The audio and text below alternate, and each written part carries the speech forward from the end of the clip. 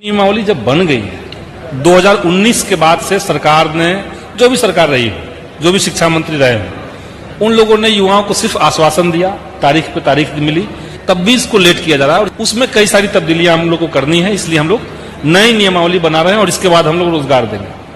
तो नई नियमावली जब बन गई है और सब लोग जानते हैं कि बिहार के भीतर 2,75,000 शिक्षक के पद खाली हैं, यानी करोड़ों बच्चे ऐसे हैं जो बगैर शिक्षक के पढ़ाई कर रहे हैं और दूसरी तरफ लाखों शिक्षक अभ्यर्थी ऐसे हैं जो इसी बहाली का पूरा होने का इंतजार में बैठे हुए हैं। देर अब न हो, कोई बहाना न बने।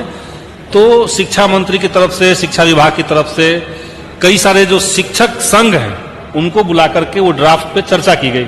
सरकार ने जब, शिक्षा विभाग ने जब लोगों से सलाह लिए तो हमें भी ड्राफ्ट एक दिखाया गया और उस पर हमने भी सलाह दिया।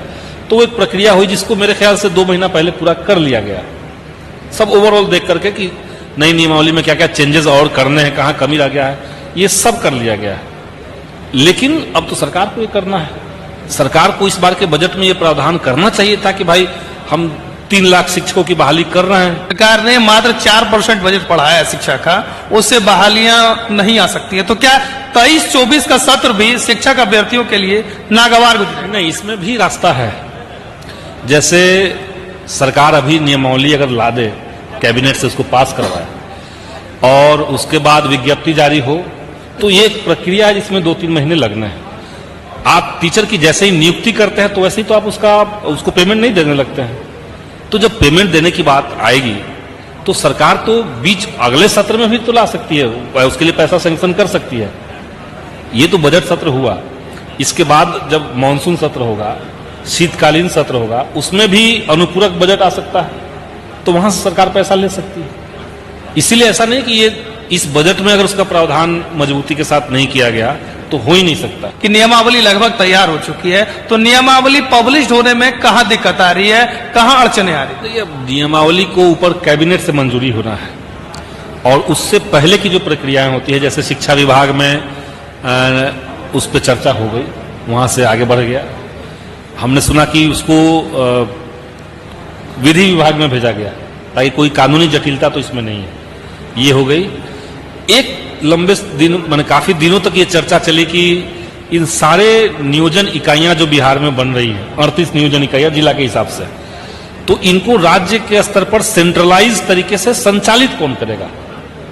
क्या इसके लिए कोई शिक्षक आयोग बनाया जाए, शिक्षक चयन आयोग, या बिहार कर्मचारी चयन आयोग को यह दिया जाए, या बिहार पब्लिक सर्विस कमीशन को यह दिया जाए? तो इस पे काफी मंथन हुआ और मैं अभी तक नहीं, मुझे ये सूचना नहीं है कि फाइनली क्या तय हुआ। तो एक तो ये विलंब होने का कारण है कि कौन सा आयोग ये बहाली करवाएगा, एक तो ये बात है। दूसरा है वित्त विभाग, जहां पे इस बहाली को लेकर के सरकार की वित्तीय प्लानिंग क्या है वो तय होना है। तो ये 2 प्रक्रियाओं को पूरा करना है सरकार को। तो अंदर में क्या चल रहा है तो हम नहीं जान रहे, लेकिन हम तो बाहर से लगातार सरकार के ऊपर दबाव बना रहे हैं और शिक्षक अभ्यर्थियों से भी हम बार बार कहते हैं कि हताश होकर के बैठना नहीं है, बल्कि शिक्षक अभ्यर्थियों का जो लंबा संघर्ष चला इस मसले को लेकर के, उसके चलते ही सरकार को बार बार ये बयान कम से कम देना पड़ रहा है कि तुरंत कर रहे हैं, अतिशीघ्र कर रहे हैं, जल्द हो जाएगा।